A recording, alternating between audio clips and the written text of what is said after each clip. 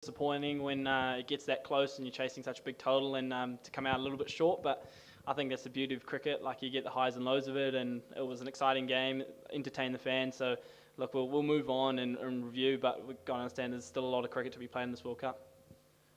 Twice in 1 week, you've come very close to kind of getting over the line.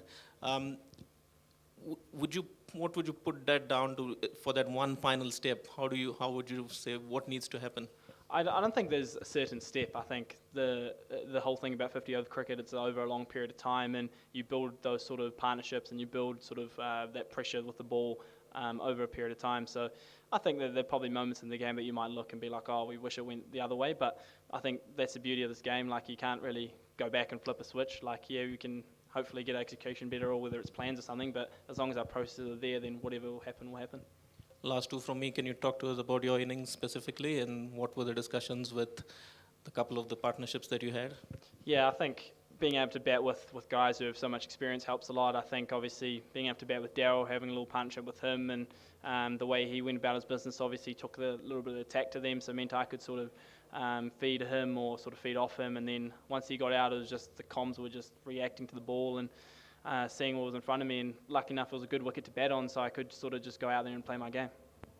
And last one, does Jimmy Neesham still recommend kids to take up cricket, or is he asking them to turn to baking and lawn mowing after this? We'll see at the end of the World Cup.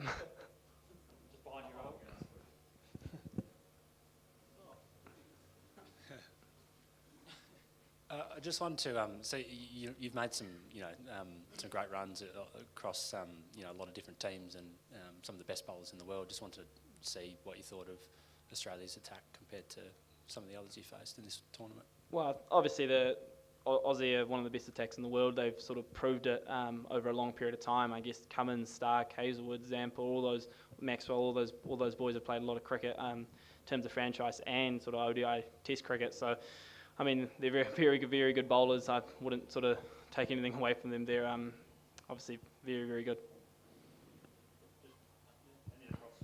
Well batted today. You've now got centuries against England and Australia. Have you almost exceeded your own expectations of what you thought you could achieve at this World Cup already?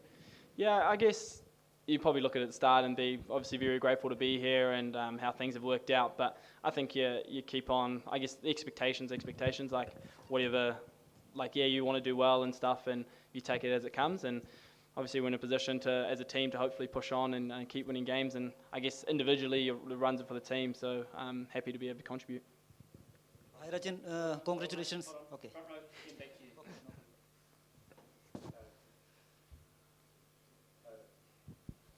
Hey, just on the crowd's reaction. I mean, they were chanting your name when you played those few great shots in the middle, and then towards the end it was Jimmy.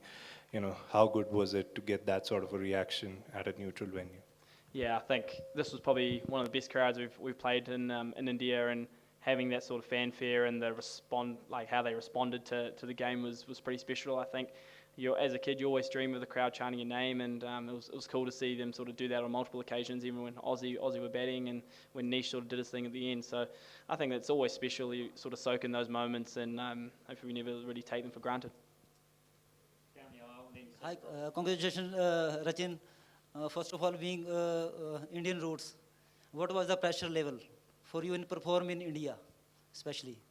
Oh, well, I think I've been asked the question a lot, but I guess I'm 100% Kiwi, and I'm very proud of my Indian heritage. But I guess it's proud to be able to do it in sort of the country of my parents' birth and where they sort of grew up and where a lot of my family is. But I think obviously the conditions, it's good for batting, and being able to come to India previously on tours and trying to not perfect my game, but try to get better. I guess that helps in a way.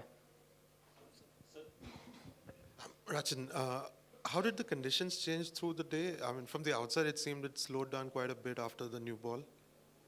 I wouldn't say it slowed down too much. I think, yeah, the off-cutters were definitely gripping and the slow balls were gripping a bit, but I think that's just the nature of a surface when you've had sort of 50, 60, 70 overs on it. I think overall it was a very good service for batting. I think it showed obviously in the scores that we made, but I think there was enough